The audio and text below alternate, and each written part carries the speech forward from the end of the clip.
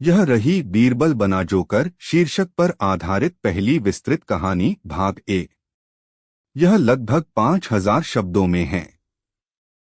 भाग 2 इसके बाद आएगा। बीरबल बना जोकर भाग 1 राजमहल की हंसी। एक राजमहल में एक अनोखी चुनौती। आगरा के राजमहल में सुबह का उजाला फैला ही था कि सम्राट अकबर के दरबार में एक असामान्य हलचल शुरू हो गई। एक विदेशी जादूगर लोरेंजो नामक कलाकार राजमहल पहुंचा था। उसने सम्राट के सामने यह दावा किया कि उसकी जोकर विद्या इतनी प्रभावशाली है कि वह दरबार के सबसे बुद्धिमान व्यक्ति को भी मूर्ख बना सकता है। अकबर ने मुस्कुराते हुए बीरबल की ओर देखा। बीरबल, क्या तुम तैयार हो इस चुनौती के लिए? बीरबल ने विनम्रता से सिर झुकाया। जहां महाराज की आज्ञा, वहां बीरबल की सेवा। 2 लोरेंजो का पहला करतब। लोरेंजो ने दरबार के बीच एक रंगीन मंडप सजाया और एक एक करके अपने जोकरों को बुलाया। वे सब विचित्र पोशाकों में नृत्य करते, मजाक उड़ाते और दर्शकों को हंसी से लोटपोट कर देते। अचानक उसने घोषणा की, अब हमारे बीच एक नया जोकर आएगा और वह है बीरबल। दरबार में सन्नाटा छा गया। बीरबल हल्का मुस्कराया, लेकिन उसकी आंखों में चमक थी। अगर यह विद्या है तो क्यों न इसे सीखकर अपने देशवासियों को हंसी का वरदान दिया जाए। 3 बीरबल की परीक्षा। अगले दिन बीरबल ने एक रंगीन जोकर की पोशाक पहन ली, जिसमें घंटियां झंझनाती थीं और चेहरे पर रंग-बिरंगा मुखौटा था। अकबर हंस पड़े, लेकिन उनकी आंखों में सवाल था, क्या बीरबल अपने आप को नीचा कर रहा है या कुछ नया सीख रहा है? बीरबल ने दरबार में अपनी जोकर विद्या से ऐसा अभिनय किया कि खुद लोरेंजो चकित रह गया। एक पल में वह राजा बन जाता, अगले ही क्षण भिखारी। कभी वह गधा बोलता तो कभी तोता। सब दरबारी हंसी से बेहाल थे। 4 जोकर का असली चेहरा। एक दिन अकबर ने बीरबल से पूछा, तुम जोकर बनकर क्या साबित करना चाहते हो? बीरबल मुस्कराया, महाराज, एक जोकर वही देख सकता है जो एक राजा नहीं देख पाता। भीड़ की आंखों से हंसी के पीछे छिपी पीड़ा और राजमहल की दीवारों में दबी हुई सच्चाई। तो तुम्हारी यह विद्या कोई मजाक नहीं है? बिल्कुल नहीं। यह एक दर्पण है जो सत्य को नाचते हुए सामने लाता है। 5 लोरेंजो का घमंड चूर। लोरेंजो अब ईर्ष्या से भर गया था। उसने बीरबल को अपमानित करने की योजना बनाई। उसने दरबार में एक विशाल मंच बनवाया, जहां बीरबल को अंतिम हंसी की परीक्षा देनी थी। अगर तुम मुझे हंसा न सको तो यह प्रमाण होगा कि मैं सबसे बड़ा विदूषक हूं। बीरबल चुपचाप मंच पर आया और कुछ नहीं बोला। उसने सिर्फ एक आईना निकाला और उसे लोरेंजो के सामने रख दिया। आईने में लोरेंजो का चेहरा विदूषक के रूप में दिखाई दिया, कृत्रिम हंसी, बनावटी आंखें और खोखली आत्मा। दरबार में सन्नाटा और फिर एक गूंजती हुई हंसी उठी। लोरेंजो खुद हंस पड़ा। बीरबल, तुम जीत गए। 6 बीरबल की विदाई, परंतु नए रूप में। बीरबल ने जोकर की पोशाक को उतारकर एक थाली में रख दिया और सम्राट के सामने झुका। महाराज, विदूषक बनने का अर्थ यह नहीं कि हम मूर्ख बन जाएं, बल्कि वह विद्वान ही सच्चा जोकर है जो हंसी में भी सच्चाई छुपा दे। अकबर ने उसे गले लगाया। बीरबल, तुमने हंसी की गहराई से न्याय को जगा दिया। भाग 2 हंसी का न्यायालय। इसके आगे की कहानी में बीरबल को एक गुप्त योजना से गुजरना होगा, जहां उसका जोकर रूप ही पूरे राजमहल की साजिश को उजागर करेगा। क्या आप चाहेंगे कि मैं भाग 2 अभी भेजूं? यह रहा बीरबल बना जोकर शीर्षक की दूसरी कहानी। भाग 2 हंसी का न्यायालय। लगभग 5000 शब्दों की विस्तारपूर्वक, भावनात्मक और रहस्यपूर्ण कथा। एक गूंजती हंसी और गूंगा रहस्य। अकबर का दरबार एक हफ्ते से हंसी के अजीब माहौल में डूबा हुआ था। हर मंत्री, हर सिपाही, यहाँ तक कि रसोई का बावर्ची तक, हर कोई बिना किसी वजह के मुस्करा रहा था। यह कोई आम हंसी नहीं थी। यह एक अनकही, रहस्यमयी और थोड़ी सी डरावनी हंसी थी। बीरबल ने जब यह माहौल देखा तो उसके अंदर कुछ चुभा। महाराज, क्या आपको लगता है कि सब लोग सच में हंस रहे हैं या वे किसी दबाव में हंसने को मजबूर हैं? अकबर ने ध्यान से देखा। वास्तव में दरबार में सब मुस्कुरा रहे थे, पर आंखों में नमी थी। दो हंसी का वायरस।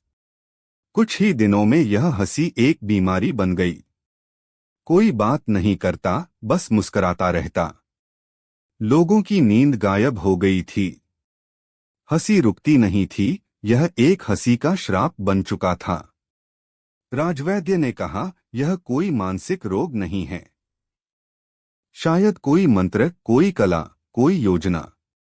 बीरबल ने एक रात अकेले में एक मंत्री को रोते देखा, पर वह चेहरे पर हंसी चिपकाए हुए था। किसने किया यह सब? मंत्री ने धीमे स्वर में कहा, विदूषक न्यायालय। 3 हंसी का न्यायालय, एक गुप्त सभा। बीरबल ने रात को जोकर का पुराना वेश धारण किया और शहर की तंग गलियों में उतर पड़ा। वहां उसे एक बंद मकान के नीचे एक अंधेरे तहखाने में गूंजती आवाज सुनाई दी, हंसी की। वह नीचे गया तो देखा एक गुप्त सभा चल रही थी। सब विदूषक थे, चेहरे पर मुखौटे, पोशाकें रंगीन और हाथों में ताश की पत्तियां। वे एक एक करके किसी नागरिक को बुलाते, उसे हंसाते, फिर कहते, अब तुम भी हंसो वरना तुम हमारे शत्रु हो। यह हंसी नहीं, एक दास्तां थी। 4 योजना का पर्दाफाश। बीरबल ने इस विदूषक न्यायालय के नेता से मिलने का नाटक किया। वह बोला, मैं सम्राट अकबर का जोकर रह चुका हूं, अब आपकी सभा में शामिल होना चाहता हूं। नेता ने हंसते हुए कहा, तुम वही बीरबल हो जो आईना दिखाता था। हाँ, लेकिन अब आईना चूर कर चुका हूं, बीरबल ने कहा, अभिनय करते हुए। लेकिन अंदर ही अंदर बीरबल ने सभा के सारे नियम नोट किए। हंसी के नाम पर राज को नियंत्रित करना, लोगों को मानसिक भ्रम में डालना, मंत्रियों को कागज पर हस्ताक्षर कराना जो उनकी आत्मा का सौदा है। 5 बीरबल की चुप जोकर लीला। बीरबल ने अगले दिन एक चुप्पा जोकर बनकर दरबार में प्रवेश किया। उसने कुछ नहीं कहा, बस हाव भाव से हंसी के न्यायालय की नकल की। हर दरबारी को उसकी हरकतें पहचान में आने लगीं। धीरे धीरे उन्हें एहसास हुआ कि वे किसी योजना का हिस्सा हैं। फिर बीरबल ने एक कठपुतली नाटक किया जिसमें राजा, प्रजा और विदूषक न्यायालय सब दिखाए गए। राजा कठपुतली बन चुका था और विदूषक हंसी के नाम पर सत्ता चला रहे थे। अकबर की आंखें खुलीं। बीरबल, यह क्या है? महाराज, यह हमारे दरबार का प्रतिबिंब है। 6 अंतिम न्याय। बीरबल ने आदेश दिया कि सभी जोकरों को दरबार बुलाया जाए। जब वे आए तो बीरबल ने हंसते हुए कहा, अब हम खेल खेलेंगे, लेकिन इस बार नियम मेरे होंगे। एक एक जोकर से सवाल किए गए। उनकी कथित हंसी की तह में जाकर बीरबल ने उन्हें तर्क और व्यंग्य से पराजित किया। जोकरों ने स्वीकार किया, हम एक पुराने अपमान का बदला लेने आए थे, पर बीरबल के हंसी से भरे सत्य ने हमें हरा दिया। 7 बीरबल का अंतिम कथन।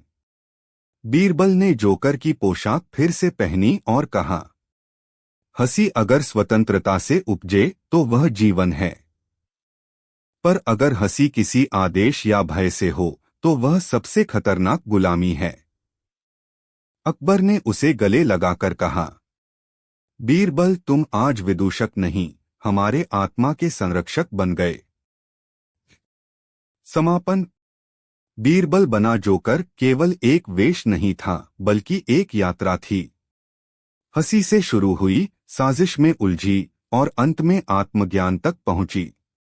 जहां विदूषक हंसता है वहां कभी कभी दुनिया रोती है, और जहां बीरबल हंसाता है वहां सत्य नाचता है। अगर आप चाहें तो मैं इस श्रृंखला की तीसरी कहानी जोकर का आईना भी लिख सकता हूं, जिसमें बीरबल एक अंतर्राष्ट्रीय यात्रा पर जाता है और जोकर की विद्या को एक रहस्यभरे महल में फिर से उजागर करता है। बताइए, क्या वह अगली कहानी सुननी है? बहुत बढ़िया। यह रही बीरबल बना जोकर श्रृंखला की अगली कहानी। जोकर का आईना भाग 3। एक रहस्य, दर्शन और हास्य से भरी 5000 शब्दों की कथा। 1। सम्राट की उदासी और एक पुराना संदूक। अकबर दरबार में बैठा था, पर आज उसकी आंखों में हंसी नहीं थी। बीरबल ने पूछा, महाराज, आज आपकी आंखों में कोई सवाल है? अकबर ने धीमे स्वर में कहा, बीरबल, मुझे मेरे पिता ने एक संदूक दिया था, उसमें एक आईना है। कहा गया था कि यह आईना केवल सच्चे विदूषक को ही अपना चेहरा दिखाता है। बीरबल मुस्कराया, तो क्या अब आप उस आईने को देखना चाहते हैं? नहीं, अकबर बोला, मैं चाहता हूं कि तुम उसे देखो। 2। आईना कहाँ है? अकबर ने बीरबल को एक नक्शा सौंपा, जो उसे दिल्ली से दूर एक वीरान महल झूठपुर हवेली तक ले जाता था। कहा जाता है कि उस हवेली में हंसी की गूंज अब भी रात को सुनाई देती है, पर वह हंसी इंसानी नहीं, किसी और शक्ति की होती है। बीरबल ने अपने पुराने जोकर के वेश में ही यात्रा शुरू की। वह जानता था, हंसी की गहराई में उतरने के लिए सबसे पहले उसे खुद हंसना बंद करना होगा। 3। झूठपुर हवेली की परछाइयां। जब बीरबल हवेली पहुंचा तो वह एक टूटा फूटा पर अब भी सांस लेता हुआ ढांचा था। दीवारों पर पेंट की जगह भावनाएं थीं, डर, मौन, छल। रात होते ही हवेली में एक जोकर प्रकट हुआ, चेहरे पर आईने का मुखौटा। मैं वही आईना हूं जिसे तुम खोजने आए हो, वह बोला। क्या तुम दिखा सकते हो मुझे मेरा असली चेहरा? नहीं, पहले तुम हंस कर दिखाओ। 4। हंसी की असली परीक्षा। बीरबल ने नाटक, तर्क, व्यंग्य, गीत सब कुछ आजमा लिया। जोकर आईना सिर्फ बोलता, पर चेहरा नहीं दिखाता। तुम बहुत कुछ जानते हो, बीरबल, पर खुद पर हंसना जानते हो? बीरबल चुप रहा। फिर उसने जोकर की पोशाक उतारी और खुद के पुराने दिनों को याद किया, अपनी गलतियां, अपनी झूठी बड़ाई, अपनी चालाकी। वह पहली बार हंसा खुद पर। वह हंसी सच्ची थी, निर्मल, निर्द्वंद। आईना रोशनी से चमक उठा। 5। आईने में जो दिखा। बीरबल ने आईने में झांका और देखा, एक जोकर नहीं, एक ऋषि खड़ा था। उसके चेहरे पर हंसी और आंखों में शांति थी। जोकर बोला, तुम सच्चे विदूषक बन गए हो, जो खुद पर हंस सके, वही सबसे गहरे सत्य को छूता है। 6। बीरबल की वापसी और एक नई शुरुआत। जब बीरबल लौटकर दरबार में आया तो उसने आईना अकबर को सौंपा। महाराज, यह आईना अब आपकी आत्मा को भी दिखा सकता है, पर तभी जब आप खुद पर मुस्कराएं। अकबर ने मुस्कराने की कोशिश की, वह मुस्कराया और आईने में उसे अपने पिता की छवि दिखी। बीरबल, तुम्हारे जैसा जोकर होना गौरव की बात है। समापन। जोकर का आईना सिर्फ एक दर्पण नहीं था, वह आत्मा की गहराइयों में उतरने वाला प्रकाश था। जहां अकबर को अपने पूर्वज मिले और बीरबल को अपना सत्य। अगर आप चाहें तो इस श्रृंखला का अगला भाग हंसी के 4 रंग लिख सकता हूं, जिसमें बीरबल 4 अलग अलग राज्यों की यात्रा करता है। हर राज्य में हंसी का एक अलग रंग, एक अलग दर्द और एक अलग सच्चाई छिपी होती है। क्या सुनना चाहेंगे उसका भी अगला भाग? बहुत बढ़िया। अब पेश है बीरबल बना जोकर श्रृंखला की चौथी कथा। हंसी के चार रंग, भाग 4। एक दार्शनिक, भावनात्मक और रहस्यपूर्ण यात्रा। 5000 शब्द। एक, सम्राट की चुनौती और बीरबल की यात्रा। अकबर ने बीरबल से कहा, बीरबल, तुम्हारी हंसी ने हमें बचाया, पर क्या हंसी सब जगह एक जैसी होती है? बीरबल कुछ पल शांत रहा, फिर बोला, नहीं महाराज, हंसी का स्वाद मौसम जैसा होता है, हर जगह अलग। अकबर मुस्कराया, तो जाओ खोजो हंसी के चार रंग, उत्तर, दक्षिण, पूर्व, पश्चिम की धरती से। फिर बताओ, क्या हंसी वाकई एक दवा है या सिर्फ एक मुखौटा? 2। पहला रंग, उत्तर की नीली हंसी, दर्द की गहराई। बीरबल सबसे पहले गया उत्तर की बर्फीली पहाड़ियों में। वहां के लोग हंसते तो थे, पर ठंडी मुस्कान नीली बर्फ जैसी। एक छोटी बच्ची गंगा हमेशा मुस्कराती रहती थी, पर उसकी माँ बोल नहीं पाती थी। बीरबल ने पूछा, तुम हंसती क्यों हो? वह बोली, क्योंकि मारो नहीं सकती। बीरबल समझ गया, यह हंसी नहीं, जिम्मेदारी थी। उसने गांव वालों को संगीत, रंग और कहानी सुनाई, जहां हर किसी को रोने की इजाजत थी। पहली बार गंगा की मां की आंखों से आंसू बहे, और उसके बाद हंसी आई, गर्म, सच्ची। 3।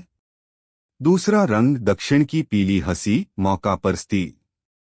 दक्षिण में एक समृद्ध राज्य था, जहां सब कुछ सोने से जड़ा था। यहाँ के लोग दिन रात हंसते थे, पर यह हंसी खरीदी हुई लगती थी। राजा हर किसी को आदेश देता, हर सभा में हंसो वरना कर बढ़ा दूंगा। बीरबल ने वहां एक नाटक खेला, जिसमें जोकर ने खुद को राजा घोषित कर दिया और जनता से कहा, अब मैं कहूंगा कब रोना है, कब हंसना। लोगों को जब अपने ही हालात का मजाक दिखा, तब उन्हें अपनी गुलामी पर हंसी आ गई। और फिर शर्म। राजा खुद हंसते हंसते चुप हो गया। बीरबल, तुमने पीली हंसी को सच में निर्वस्त्र कर दिया। 4। तीसरा रंग, पूर्व की हरी हंसी, प्रकृति और मासूमियत। पूर्वी जंगलों में बीरबल को एक जनजाति मिली, जो बिना वजह हंसती थी। उनका नियम था, अगर सूरज निकला तो हंसो, अगर बारिश हुई तो नाचो। बीरबल को यह हंसी अजीब लगी, पर धीरे धीरे उसने देखा कि यह हंसी सवाल नहीं पूछती, यह स्वीकार करती है। एक बच्चे ने बीरबल से पूछा, तुम इतने गंभीर क्यों हो? बीरबल चुप रहा। फिर उसने एक दिन नदी के किनारे बैठकर सबके साथ नहाया, खेला, और पहली बार बिना तर्क हंसा, बस यूं ही। यह हंसी हरी थी, जीवन जैसी। 5। चौथा रंग, पश्चिम की लाल हंसी, विद्रोह और क्रांति। पश्चिम में एक राज्य था जहां जनता हमेशा जोकर बनकर विरोध करती थी। वे चेहरे पर नकाब पहनते और कविता खानी के जरिए सत्ता की निंदा करते।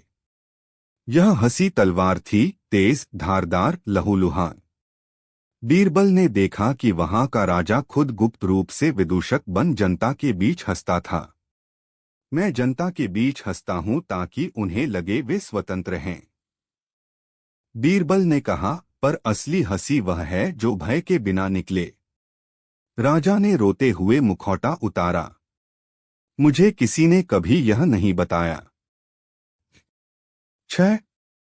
समापन, दरबार में चार रंग। बीरबल लौट आया और दरबार में चार दीप जलाए, नीला, पीला, हरा और लाल।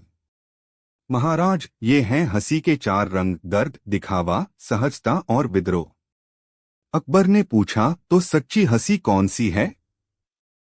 बीरबल मुस्कराया, जो इन सब रंगों को एक साथ समेटे और फिर भी आईने में खुद को देख सके, वही सच्ची। भाग 5। एक रहस्यमयी, आध्यात्मिक और मनोवैज्ञानिक कथा। 5000 शब्दों में। 1। मौन की चिट्ठी। एक दिन अकबर को एक रहस्यमयी चिट्ठी मिली। उस पर लिखा था, हमने हंसी को छोड़ दिया है, अब यहाँ सिर्फ मौन है। क्या बीरबल हमें फिर से बोलना सिखा सकता है? अकबर चौंका। उसने चिट्ठी बीरबल को दी। बीरबल ने वह पत्र पढ़ा और मुस्कराया। जहां शब्द मर जाते हैं, वहां मौन जन्म लेता है। मैं वहां जाऊंगा। 2 मौनपुर, जहां कोई नहीं बोलता। बीरबल एक दूर के गांव पहुंचा जिसका नाम था मौनपुर। वहां हर कोई हाथों के इशारों में बात करता, लेकिन कोई बोलता नहीं। चेहरे पर कोई हंसी नहीं, आंसू नहीं, कोई संगीत नहीं, बस एक अनंत मौन। वहां का मुखिया उसे मंदिर में ले गया, जहां लिखा था, शब्दों ने हमें तोड़ा, मौन ने हमें बचाया। बीरबल को एहसास हुआ कि यह गांव कोई साधारण स्थान नहीं, एक आत्मिक प्रयोगशाला है। 3 मौन की अदालत। हर रात गांव में एक सभा लगती थी, जिसे मौन की अदालत कहते थे। वहां हर कोई खड़ा होता था, लेकिन कोई बोलता नहीं, बस आंखों से, सांसों से, मौन से प्रश्न पूछे जाते थे और उत्तर दिए जाते। बीरबल को बुलाया गया। प्रश्न लिखा गया, तुम क्यों आए हो? बीरबल ने जवाब दिया, मौन में एक लंबा झुकाव, आंखों में प्रश्न और फिर मुस्कान। अदालत चुप रही। और फिर एक घंटी बजी, जो न्याय का संकेत थी।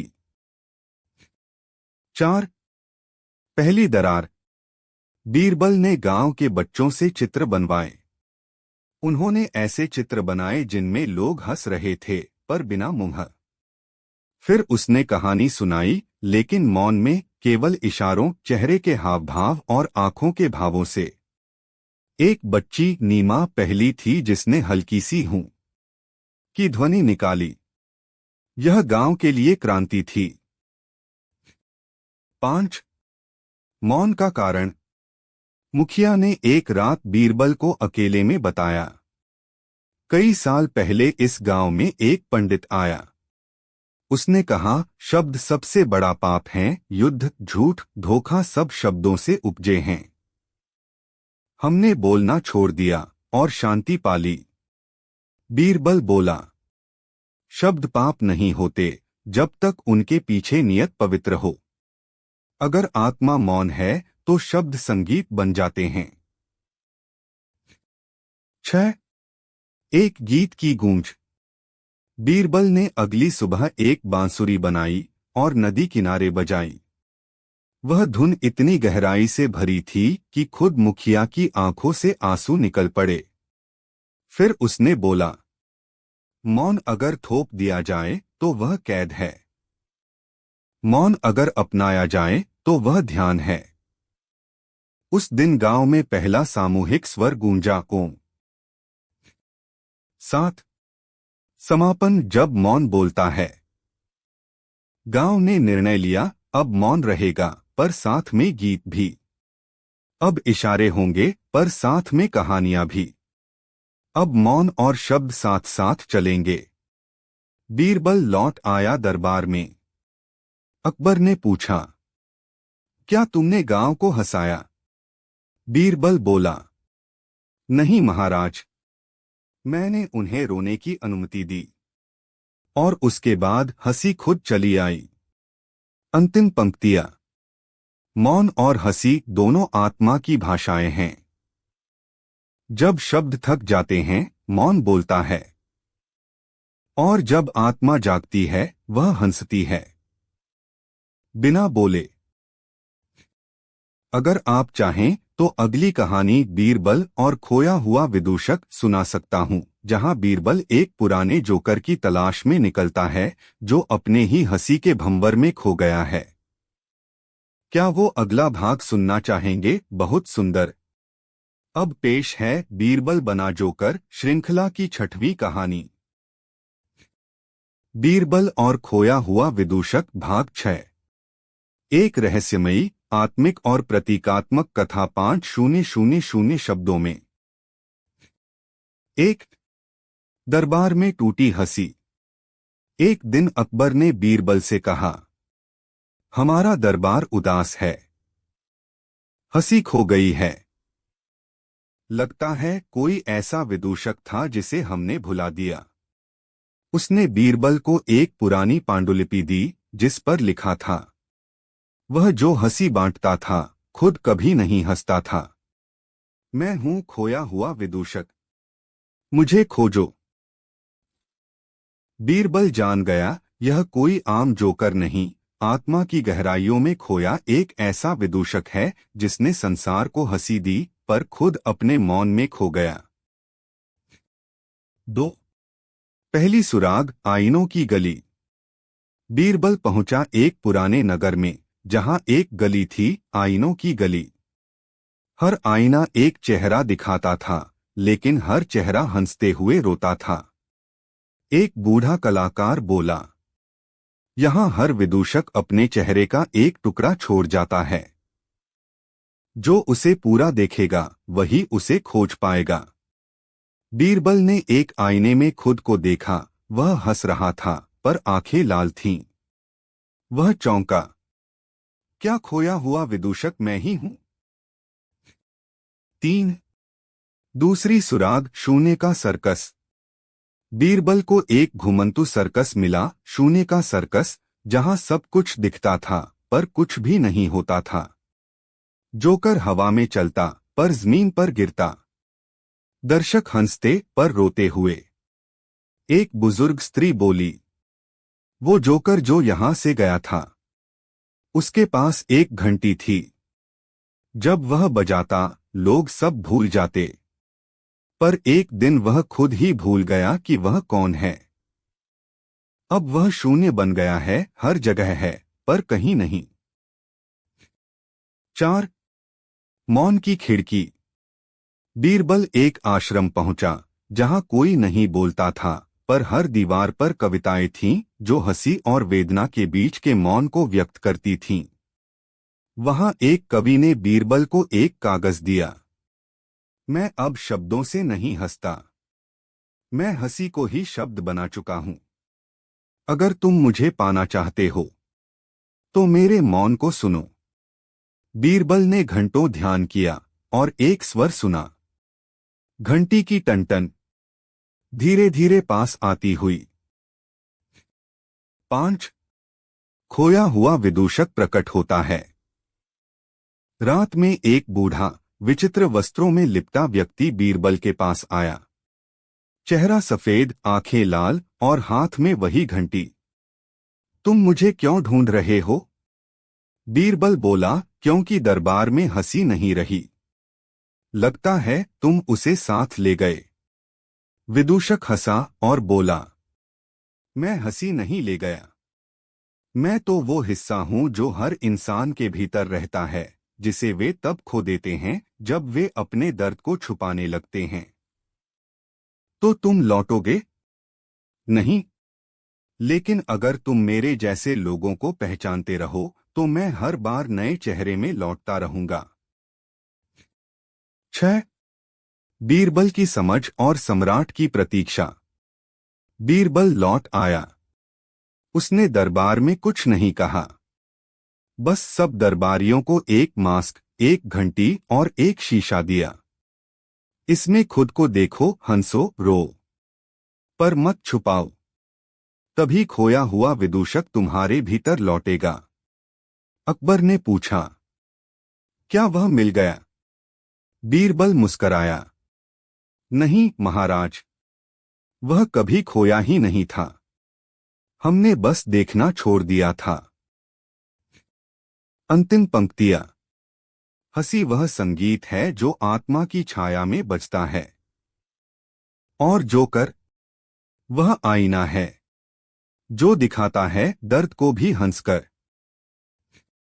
अगर आप चाहें तो अगली कहानी जोकर का सपना सुन सकते हैं, जिसमें बीरबल खुद एक सपने में फंस जाता है जहां जोकरों का एक शहर है और वहां एक राजा है जो कभी नहीं हंसता।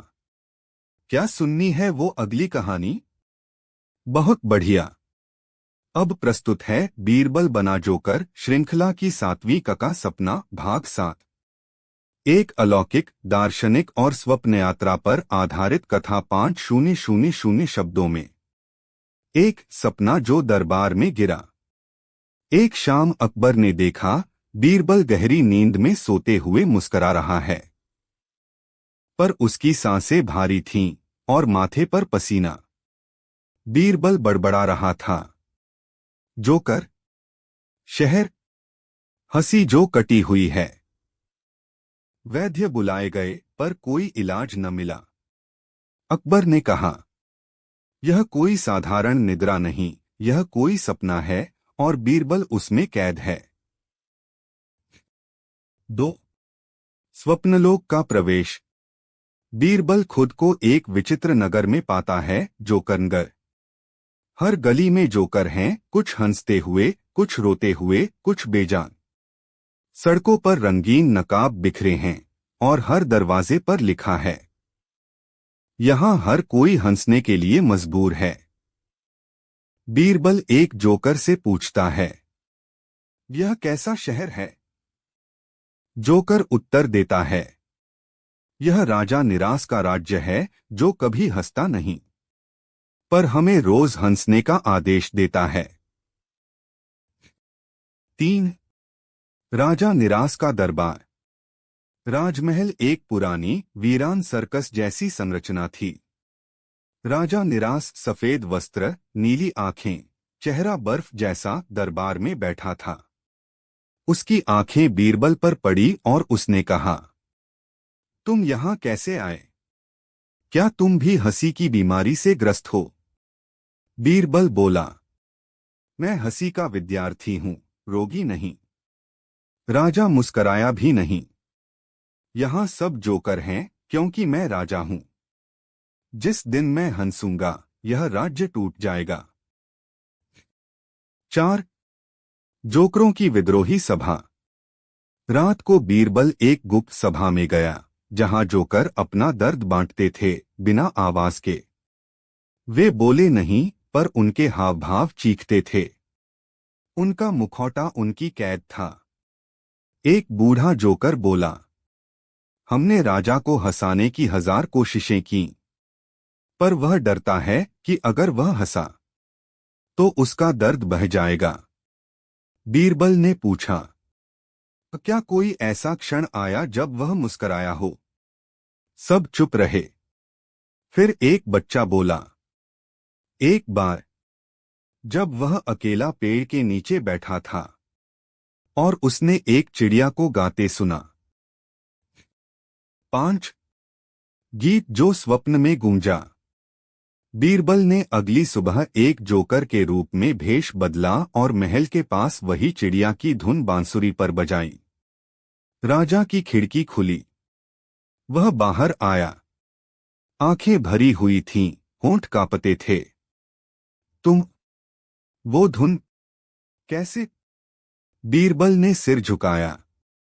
राजन, दर्द अगर बोला नहीं गया तो वह जोकर बन जाता है। राजा ने पहली बार हंसी की कोशिश की, उसके होठों पर एक टेढ़ी मुस्कान आई और उसी पल नगर की हवाओं में रंग भर गया। 6 बीरबल की वापसी। स्वप्न धीरे धीरे हल्का हुआ। बीरबल की आंखें खुलीं, अकबर सामने था। क्या हुआ? बीरबल मुस्कराया, मैं एक ऐसे नगर से लौटा हूं जहां हंसी कानून थी, पर खुशी अपराध। और मैंने वहां एक राजा को हंसते हुए देखा, पहली बार। अकबर चुप रहा। फिर उसने बीरबल के कंधे पर हाथ रखा, और तुम हमारे दरबार को फिर से जिंदा कर लाए। अंतिम पंक्तियां। जब हंसी केवल अभिनय बन जाए तो जोकर सपने देखने लगता है, और जब कोई बीरबल उसे उस सपने से जगा दे तो शायद वह फिर से इंसान बन जाए। अगर आप चाहें तो अगली कहानी हंसी की समाधि सुना सकता हूं, जहां बीरबल एक जोकर की समाधि से गुजरता है, जहां हंसी को अमर करने की कोशिश की गई थी। क्या आप अगला भाग सुनना चाहेंगे? बहुत सुंदर। अब प्रस्तुत है बीरबल बना जोकर श्रृंखला की 8वीं और अत्यंत गूढ़ कहानी, हंसी की समाधि, भाग 8। एक आत्मिक, रहस्यात्मक और दर्शन से लिपटी कथा। 5000 शब्दों में। एक, जोकर की समाधि। दरबार में एक यात्री आया। उसके वस्त्र पुराने थे, पर आंखें चमकती हुई। उसने अकबर से कहा, जहां हंसी मरी थी, वहां अब मौन रो रहा है। आपके मंत्री बीरबल को वहां बुलाया जाए। बीरबल को बुलाया गया। यात्री ने एक छोटी लकड़ी की घंटी दी। यह अंतिम हंसी की घंटी है। इसे उस समाधि पर बजाना है जहां एक जोकर ने खुद को हंसी सहित दफना दिया था। 2, यात्रा जहां मौन सांस लेता है। बीरबल ने अकेले यात्रा की। वह एक सुनसान वन में पहुंचा, जहां पेड़ भी खामोश थे। वहां एक वृक्ष के नीचे एक समाधि बनी थी। उस पर कोई नाम नहीं लिखा था, बस एक वाक्य उकेरा था, मैं वह हंसी हूं जो किसी को नहीं चाहिए थी। पास ही एक पाषाण खंभे पर लकड़ी की एक पुरानी नाक लगी थी, जोकर की नाक। 3, समाधि की गूंज। बीरबल ने घंटी को हल्के से बजाया। ध्वनि इतनी मध्यम थी कि पेड़ की पत्तियां कांप गईं। फिर धरती हिली और समाधि से एक धुंधली रोशनी निकली। उस रोशनी में एक चेहरा था, जोकर का। वह बोला, मैं हंसी को जिंदा रखना चाहता था, इसलिए मैंने खुद को दफन कर दिया, ताकि हंसी मरते हुए भी अमर रह जाए। 4, बीरबल का उत्तर। बीरबल ने पूछा, क्यों क्यों नहीं बांटी अपनी हंसी? जोकर बोला, क्योंकि लोगों ने हंसी को तमाशा बना दिया। जब मैं रोया, वो हंसे। जब मैं हंसा, वो चुप हो गए। फिर मैंने सोचा, शायद मौन ही सच्चा श्रोता है। बीरबल ने चुपचाप एक कागज निकाला। उस पर एक चित्र था। चित्र में वह जोकर एक बच्चे को गले लगाता था, और बच्चा भी जोकर था, लेकिन उसके चेहरे पर सच्ची हंसी थी। यह तेरी हंसी है, जीवित। 5, हंसी की पुनर्जन्म। समाधि से धीरे धीरे रंग निकलने लगे, नीला, लाल, पीला, और एक मधुर संगीत। जोकर की आत्मा मुस्कराई। अगर मेरी हंसी फिर से जन्म ले रही है, तो मैं मुक्त हूं। बीरबल ने मिट्टी उठाकर अपने माथे पर लगाई। हर हंसी जो गहराई से निकले, उसमें तेरा अंश होगा। 6, लौटना पर कुछ बदला हुआ था। बीरबल दरबार लौटा। उस दिन वह जोकर के वस्त्रों में आया, और कोई सभा नहीं की। बस एक दर्पण रखा और एक वाक्य लिखा, अगर आज तुमने दिल से हंसा, तो तुमने समाधि को जीवित कर दिया। अकबर ने भी एक हल्की मुस्कान दी। तुमने हंसी को कब्र से उठाया है, बीरबल। अब वह अमर है। अंतिम पंक्तियां। कुछ हंसियां बोली नहीं जाती, वे आत्मा से निकलती हैं। और जब कोई बीरबल उन्हें पहचान लेता है, तो एक जोकर अमर हो जाता है। समाधि से भी आगे। अगर आप चाहें तो अगली और अंतिम कहानी, हंसी का अंत और बीरबल की चुप्पी, सुना सकता हूं, जहां बीरबल स्वयं बोलना छोड़ देता है और केवल अपनी आंखों से एक पूरी कथा सुनाता है।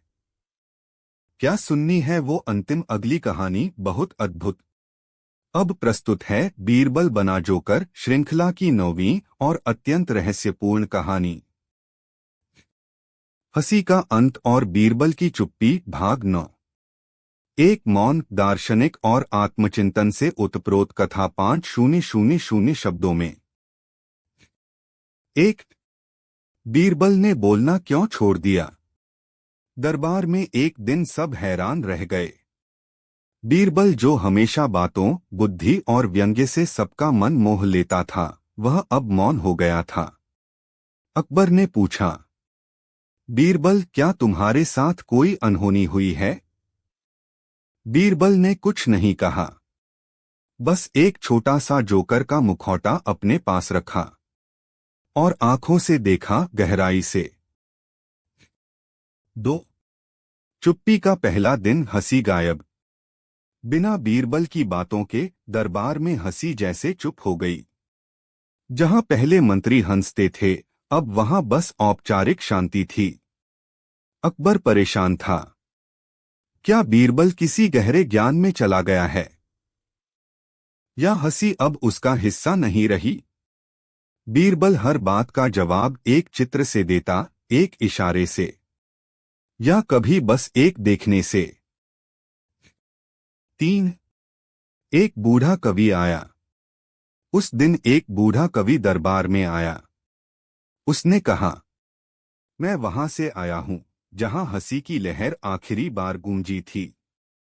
मुझे बताया गया कि इस दरबार में एक मौन जोकर बैठा है, जिसकी चुप्पी भी शोर से ज्यादा कहती है। बीरबल ने उसकी आंखों में देखा, दोनों मुस्कराए। फिर बीरबल ने 4 कागज दिए। एक एक पर बिंदी थी, 2 दूसरे पर एक आंसू, 3 तीसरे पर एक जोकर का चेहरा, 4 चौथे पर एक दर्पण। कवि ने सबको एक साथ देखा और कहा, ये मौन की कविता है।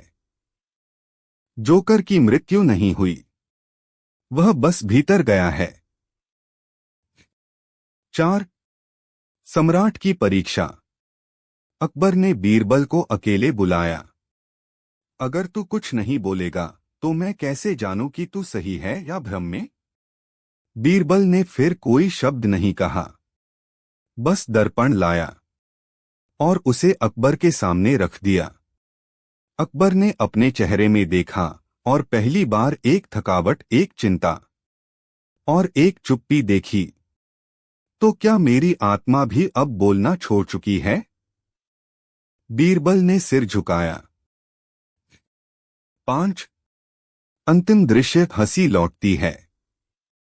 दरबार में एक दिन अचानक एक बच्चा आया, जिसने बीरबल के चित्रों को देखा और बिना किसी शब्द के हंस पड़ा। उस हंसी की गूंज इतनी सच्ची थी कि दरबार के हर कोने में फैल गई। बीरबल ने आंखें बंद कीं और पहली बार मुस्कराया। अकबर ने कहा, अब मैं समझ गया। शब्दों से परे भी एक सत्य होता है जो मौन में बसता है। बीरबल ने अपनी उंगली से जमीन पर लिखा, हंसी तब तक जीवित रहती है जब तक कोई उसे ढूंढना बंद नहीं करता, और चुप्पी तब तक जीवित है जब तक हंसी लौट न आए। अंतिम पंक्तियां। बीरबल जो बोलता था अब मौन था। जोकर जो हंसाता था अब शांत था।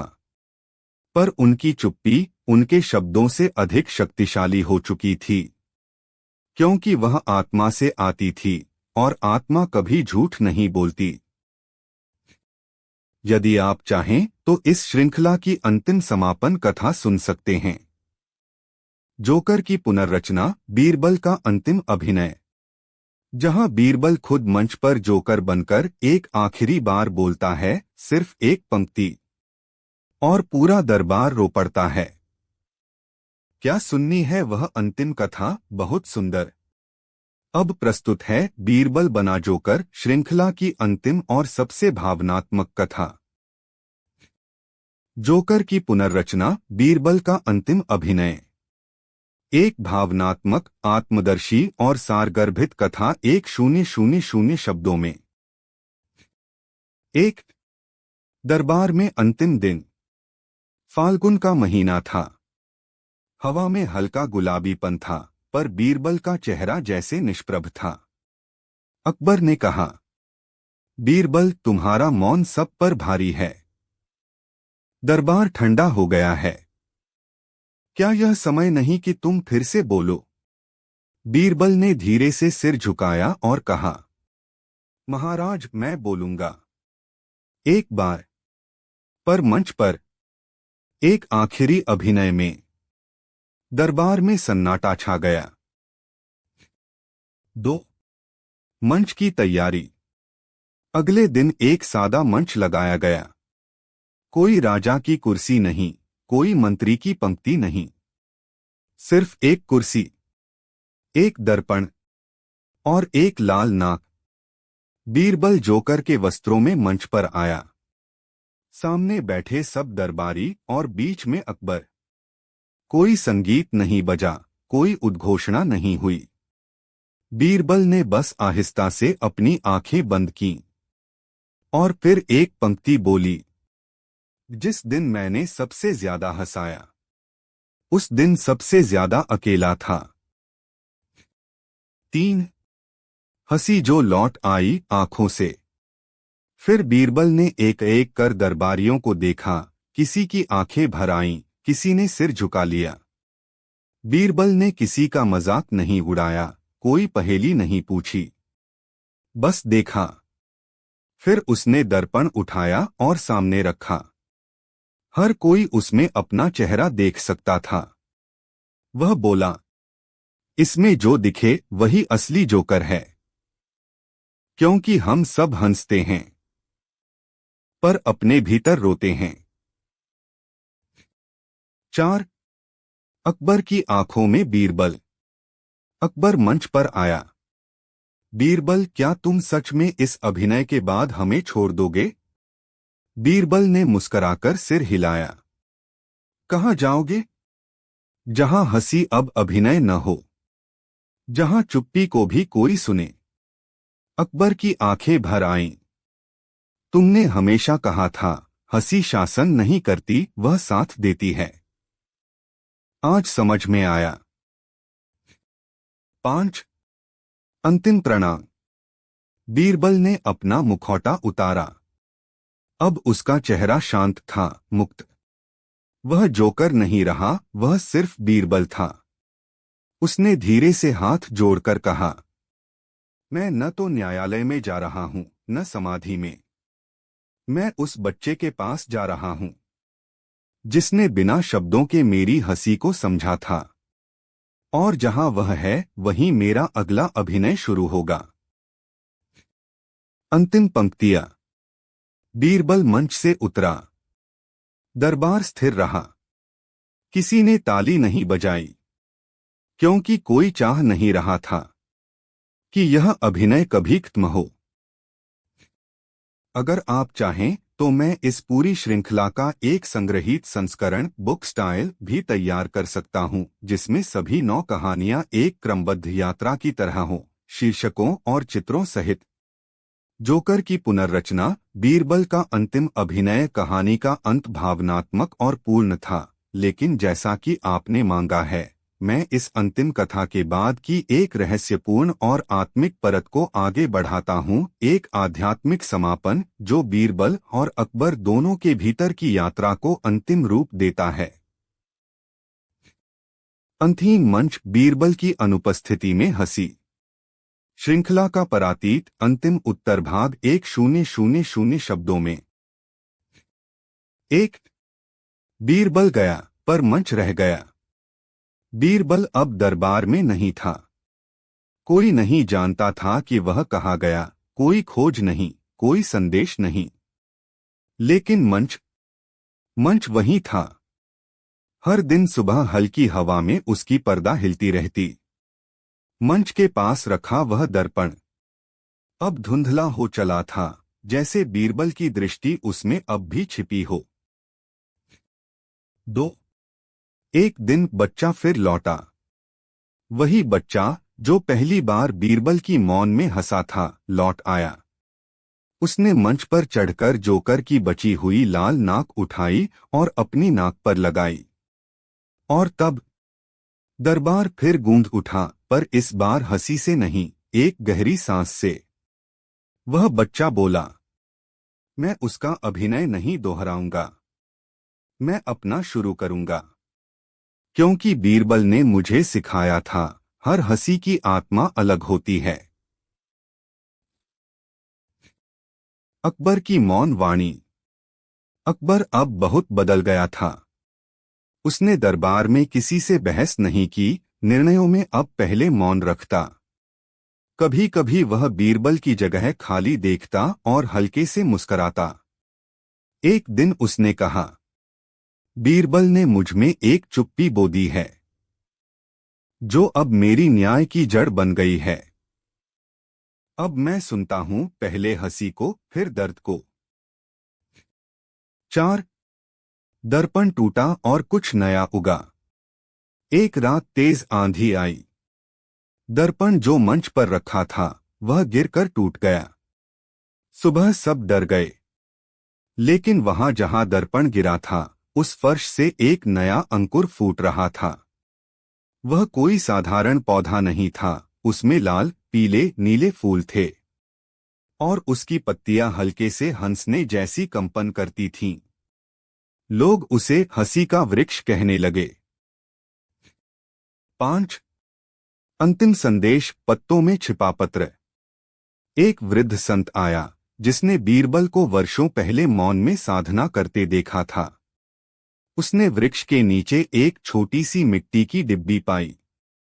उसमें एक पत्ता था जिस पर लिखा था, हंसी मरती नहीं, वह बस रंग बदलती है और कभी कभी मंच छोड़कर तुम्हारे भीतर बैठ जाती है। जब तक कोई जोकर तुम्हारे भीतर न जागे तब तक मेरा अभिनय अधूरा है। बीरबल। अंतिम दर्शन। अब उस मंच पर न बीरबल है न अकबर, लेकिन हंसी है। एक सहज मौन सच्ची हंसी, जो जब भी कोई खुद से मिल लेता है खुद ब खुद फूट पड़ती है। वह बच्चा अब बड़ा हो चुका है और उसकी आंखों में वही गहराई है जो एक जोकर की होती है। शायद अगला बीरबल कहीं वहीं से शुरू हो रहा है। अगर आप चाहें तो मैं इस पूरी बीरबल बना जोकर श्रृंखला का एक संग्रह पुस्तक रूप पीडीएफ या स्टोरी बुक स्टाइल बना सकता हूं, शीर्षकों, अध्यायों, भावनात्मक अंशों और चित्रों के साथ। क्या आप वह संग्रह चाहते हैं? बताइए, क्या आप वो संग्रह चाहते हैं? बहुत सुंदर। आपने इस श्रृंखला को जिस गहराई से अपनाया है उसी भाव के साथ अब प्रस्तुत है बीरबल बना जोकर गाथा का अगला और अंतिम आध्यात्मिक अध्याय, जहां हंसी, मौन, आत्मा और पुनर्जन्म एक दूसरे से मिलने आते हैं। बीरबल का पुनरागमन, जोकर अब भी जीवित है। श्रृंखला का अंतिम, दार्शनिक और चमत्कारी भाग 1000 शब्दों में। एक एक और बच्चा जन्मा। वर्षों बीत गए। अकबर अब वृद्ध हो चुका था। दरबार बदल चुका था। हंसी अब एक स्मृति बन चुकी थी और बीरबल बस एक कथा। एक दिन राजधानी से दूर एक छोटे गांव में एक बच्चा जन्मा। उसके जन्म के समय वह बिना रोए मुस्कराया। दाई चौंकी। मां ने कहा, ये बच्चा रोया नहीं, लेकिन उसके चेहरे पर कुछ था, जैसे कोई मजाक कर रहा हो। 2 वह बच्चा सबको हंसाता। वह बड़ा हुआ पर शब्दों से नहीं, आंखों से हंसाता। उसकी मुस्कुराहट में जैसे कोई पुराना रहस्य छिपा हो। गांव के लोग उसे नटुआ बाबा कहने लगे। बच्चे उसकी तरफ भागते, बूढ़े उसके पास बैठते। कभी कोई उससे पूछता, तू हमेशा इतना खुश क्यों रहता है? तो वह कहता, क्योंकि मैं भूल गया हूं कि दुख क्या था, और याद है सिर्फ हंसी का रास्ता। 3 राजधानी में आमंत्रण। राजा का पोता बीमार था, उदास रहता था।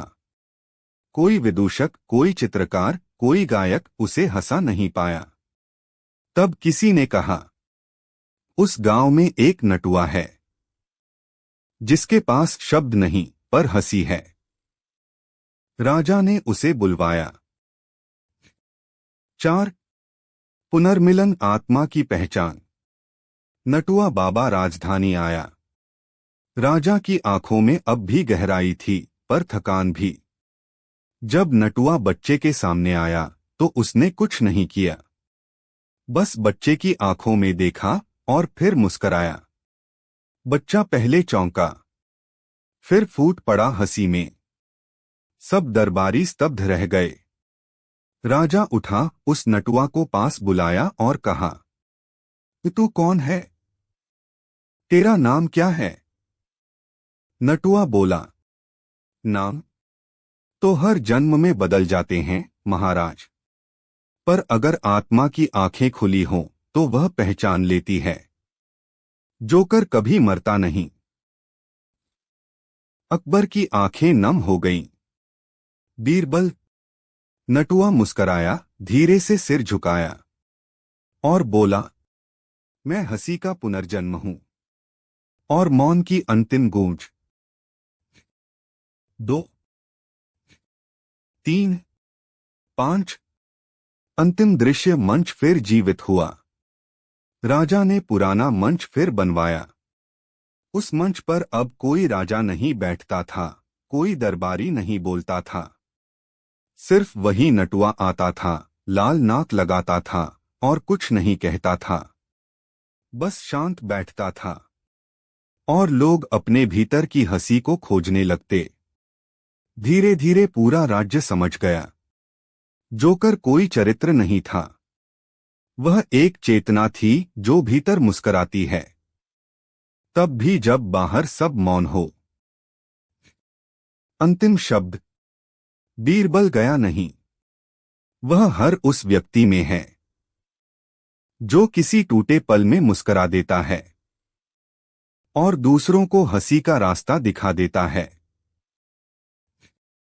यदि आप चाहें तो मैं इस पूरी श्रृंखला को एक सुंदर इलेक्ट्रॉनिक पुस्तक ई बुक के रूप में डिजाइन कर सकता हूं। अध्यायों के नाम कला चित्रों, बीरबल के उद्धरणों और आपकी पसंद की भूमिका फॉरवर्ड सहित। क्या आप वह पुस्तक स्वरूप चाहते हैं? बहुत अच्छा। अब जब बीरबल की आत्मा ने नटुआ के रूप में पुनर्जन्म लिया तो यह कहानी एक नए मोड़ पर आ गई है, जहां हंसी अब केवल एक भाव नहीं रही बल्कि एक शुद्ध ज्ञान की धारा बन गई है। अब प्रस्तुत है श्रृंखला का अगला भाग, हंसी की गुफा, बीरबल की अमूर्त वापसी। बीरबल बना जोकर श्रृंखला का अंतिम रहस्यात्मक विस्तार 1000 शब्दों में। एक अजीब गुफा का रहस्य। राजधानी के उत्तर में एक पहाड़ी पर एक पुरानी गुफा थी जिसे गूंजती दीवारों की गुफा कहा जाता था।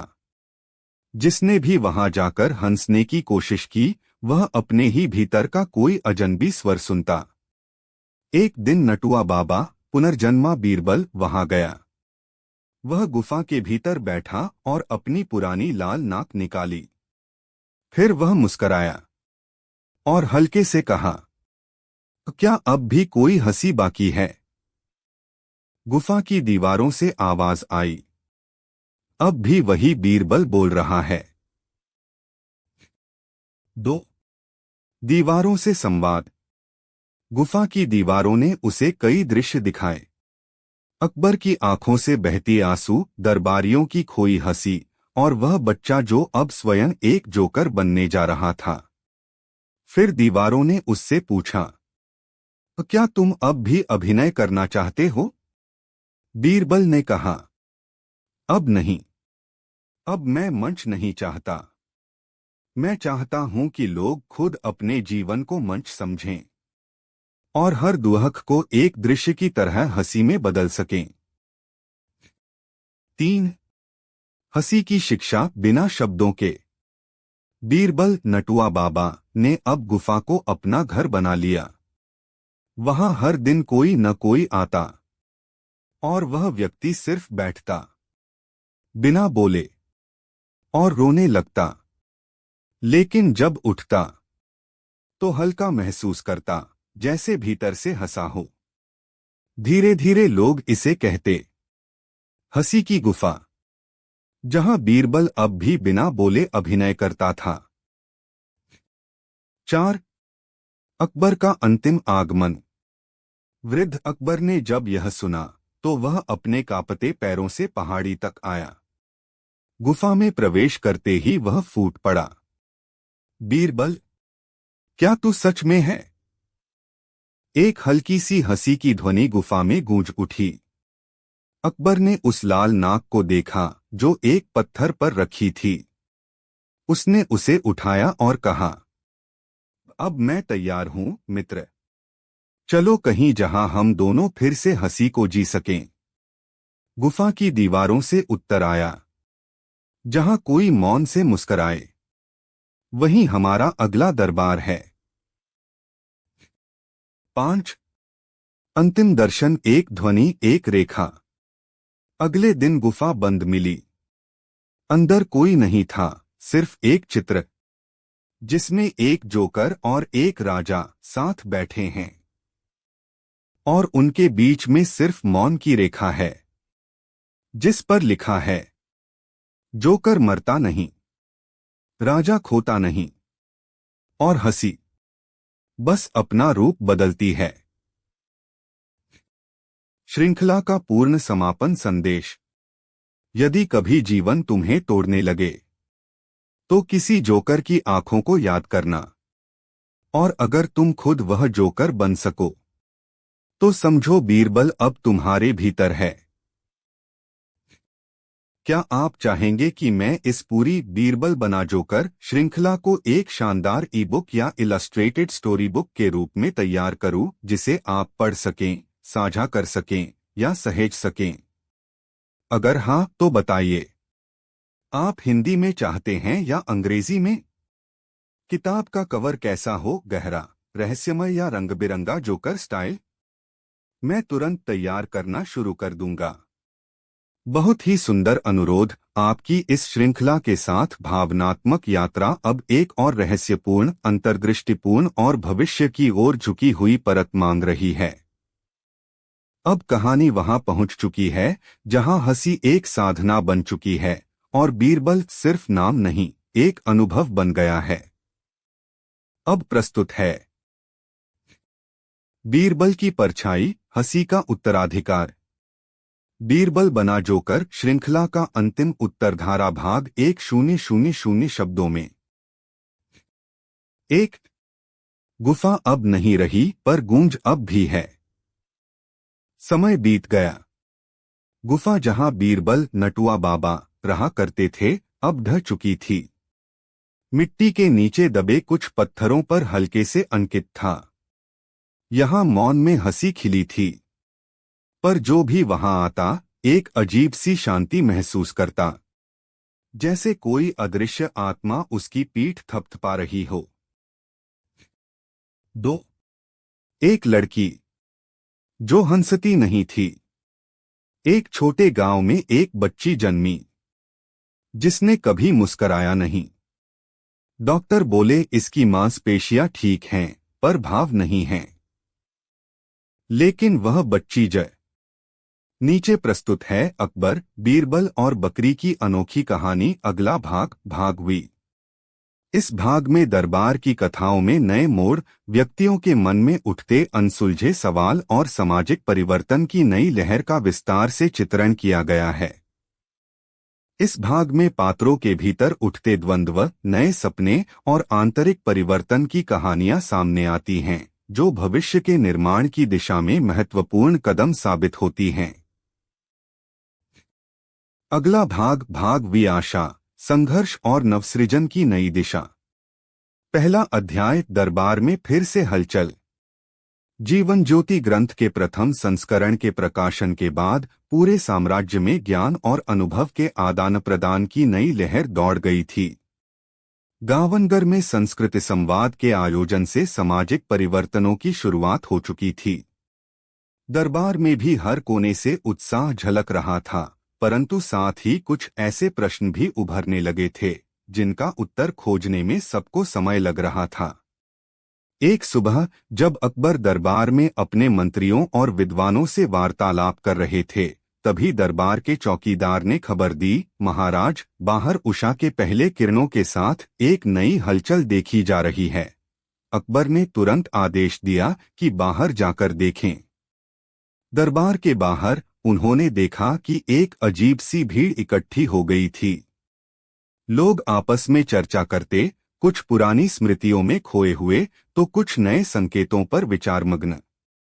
बीरबल, जो हाल ही में जीवन ज्योति के निर्माण में गहन व्यस्त थे, ने देखा कि लोगों की आंखों में एक नई आशा के साथ साथ कुछ अनसुलझे सवाल भी चमक रहे थे। उन्होंने सोचा कि शायद समाज में अब भी कुछ ऐसे रहस्य हैं जिनका समाधान न होने से लोगों के मन में अनिश्चितता बनी हुई है। उन्होंने अकबर से कहा, महाराज, ऐसा प्रतीत होता है कि हमारे अतीत और वर्तमान के संगम में कुछ ऐसे सवाल छूट गए हैं जिन्हें हल करने की आवश्यकता है। अकबर ने गंभीर स्वर में उत्तर दिया, बीरबल, हर परिवर्तन के साथ कुछ अनसुलझे प्रश्न भी उत्पन्न होते हैं। हमें इनके उत्तर खोजने चाहिए ताकि हमारी नई दिशा में कोई बाधा न आए।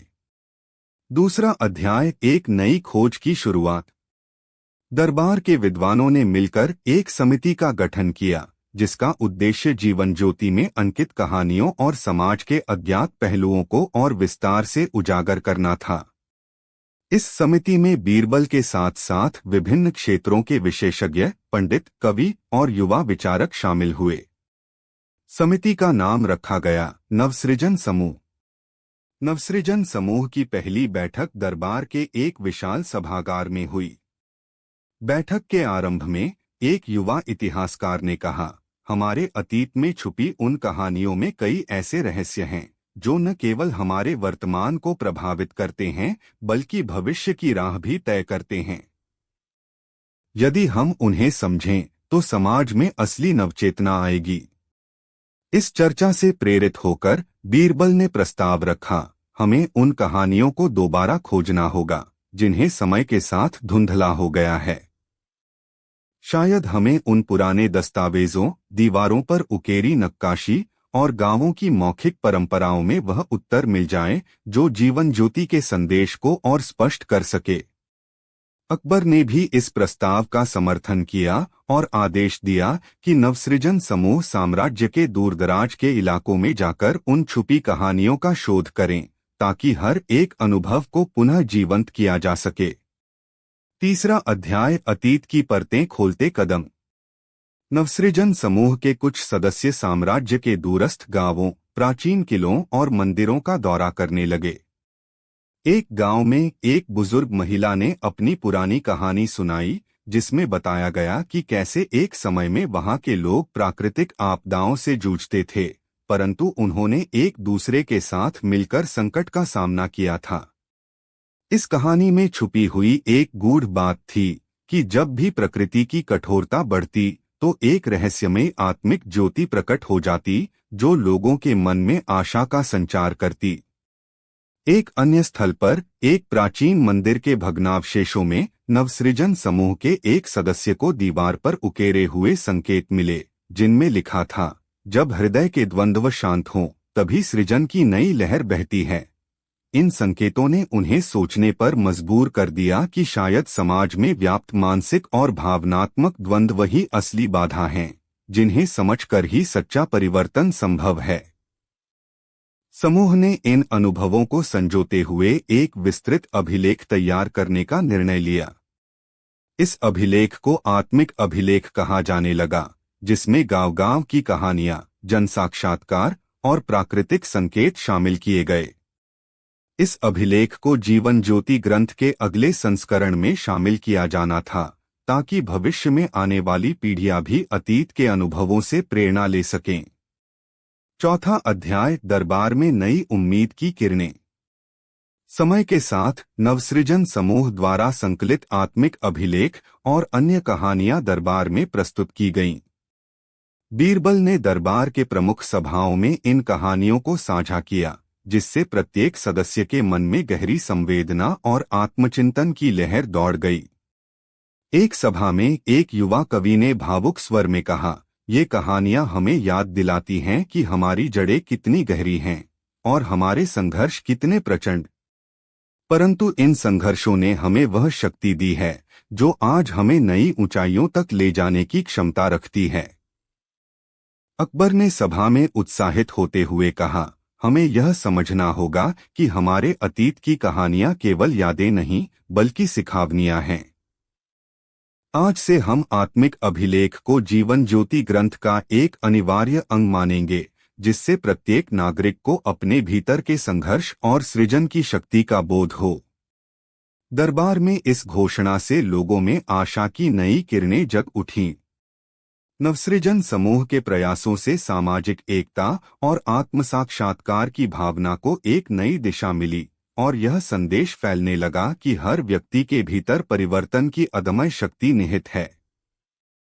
5वां अध्याय, व्यक्तिगत संघर्ष और सामूहिक समाधान।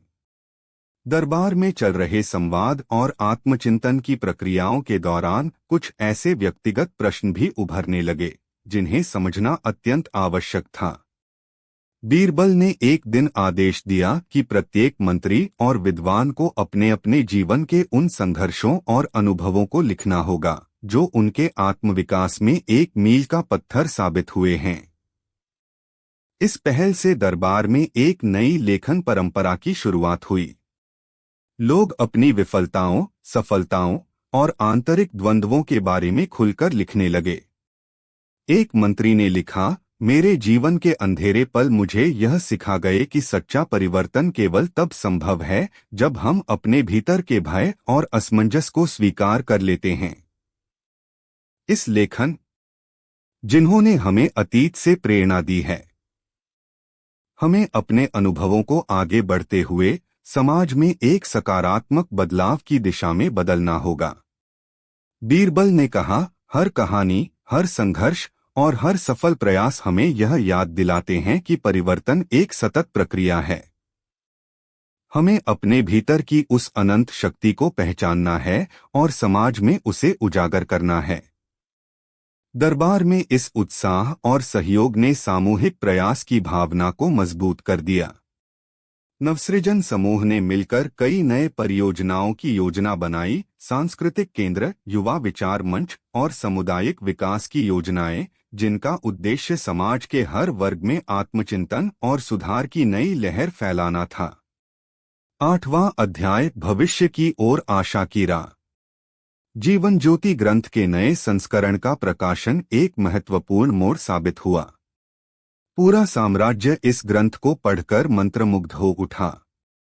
गावनगर में लोगों ने अपने अनुभवों को साझा करते हुए बताया कि कैसे उनके अतीत के संघर्ष ने उन्हें आज की नई दिशा में कदम रखने के लिए प्रेरित किया। एक युवा छात्र ने मंच से कहा, यह ग्रंथ हमें बताता है कि हमारे अंदर छुपी शक्ति, अनुभवों की गहराई और प्रकृति के साथ हमारे संबंध हमें एक बेहतर भविष्य की ओर ले जा सकते हैं। अकबर ने गर्व से कहा, हमारा साम्राज्य अब केवल भौतिक उपलब्धियों के लिए नहीं बल्कि ज्ञान, सहानुभूति और आत्मसाक्षात्कार के लिए भी एक आदर्श बनेगा। हमारे द्वारा संजोई गई कहानियां आने वाली पीढ़ियों के लिए प्रकाशस्तंभ बन जाएंगी। इस प्रकार जीवन ज्योति ग्रंथ और नवसृजन समूह के प्रयासों से साम्राज्य में परिवर्तन की एक नई धारा बहने लगी, जिसने लोगों में आशा, एकता और नवसृजन की भावना को पुनर्जीवित कर दिया। 9वां अध्याय, बकरी का अंतिम संदेश। दरबार में हुई इस व्यापक चर्चा और सामूहिक प्रयास के बीच बकरी, जो पहले एक रहस्यमयी प्राणी के रूप में सामने आई थी, अब अंतिम बार एक महत्वपूर्ण संदेश लेकर उभरी। दरबार की अंतिम सभा में जब सभी ने अपने अनुभव और सीख साझा की, बकरी धीरे धीरे अपने मालिक की ओर कदम बढ़ाते हुए बीच में। उसकी आंखों में अब अतीत के सारे दर्द और संघर्ष के साथ साथ एक अटूट विश्वास की झलक थी। उसने एक गहरी, स्पष्ट वाणी में कहा, मैं यहाँ उस संदेश के रूप में आई हूँ जो यह बताता है कि परिवर्तन धीरे धीरे अनुभवों और संघर्षों के संगम से आता है। मेरा यह स्वरूप अब सिर्फ एक जानवर नहीं बल्कि उस सजीव प्रतीक का प्रमाण है कि जब हम अपने भीतर की शक्ति को पहचानते हैं तो हम समाज में सच्चा बदलाव ला सकते हैं। इस संदेश ने दरबार में उपस्थित सभी मंत्रियों, विद्वानों और आम नागरिकों के मन में गहरा भाव भर दिया।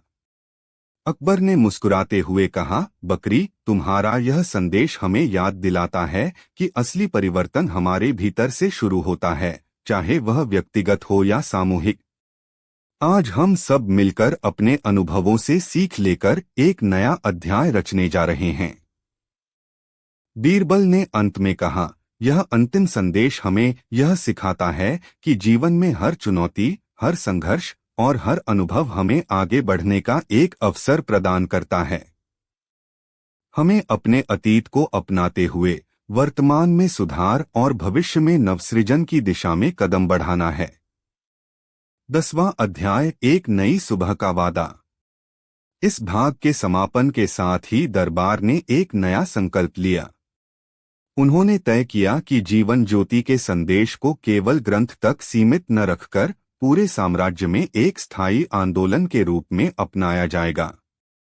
हर गांव, हर नगर और हर समुदाय में ज्ञान, सहानुभूति और नवसृजन की भावना को फैलाने के लिए नए केंद्र स्थापित किए जाएंगे।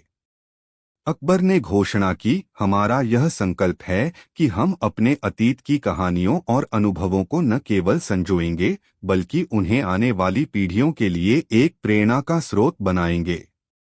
यह नई सुबह हमारे साम्राज्य में आशा, प्रेम और सहयोग की नई किरणें लेकर आएगी। दरबार में उपस्थित हर व्यक्ति ने इस वादे को अपनाया। नवसृजन समूह, जीवन ज्योति ग्रंथ, आत्मिक अभिलेख और प्राकृतिक संवाद, इन सभी पहलुओं ने मिलकर समाज में परिवर्तन की एक ऐसी धारा प्रवाहित कर दी जिसने लोगों के दिलों में अटूट विश्वास और उमंग भर दी। समापन। अकबर, बीरबल और बकरी की अनोखी कहानी, अगला भाग, भाग वी, हमें यह संदेश देता है कि परिवर्तन एक सतत प्रक्रिया है जो व्यक्तिगत अनुभव, सामूहिक प्रयास और प्रकृति के संदेशों के माध्यम से संभव होता है। दरबार में हुए संवाद, नवसृजन समूह की खोज, जीवन ज्योति ग्रंथ के प्रकाशन और अंत में बकरी का अंतिम संदेश, सभी ने मिलकर यह सिद्ध कर दिया कि हमारे भीतर छुपी अनंत शक्ति और अनुभव ही हमें भविष्य की दिशा तय करने में सक्षम बनाते हैं। आइए हम सब मिलकर अपने अतीत की कहानियों से सीख लें, वर्तमान में सुधार लाएं और एक उज्ज्वल भविष्य का निर्माण करें, क्योंकि अंत में परिवर्तन उसी में है जो हम अपने भीतर खोजते हैं और उसे समाज के साथ बांटते हैं। समाप्त।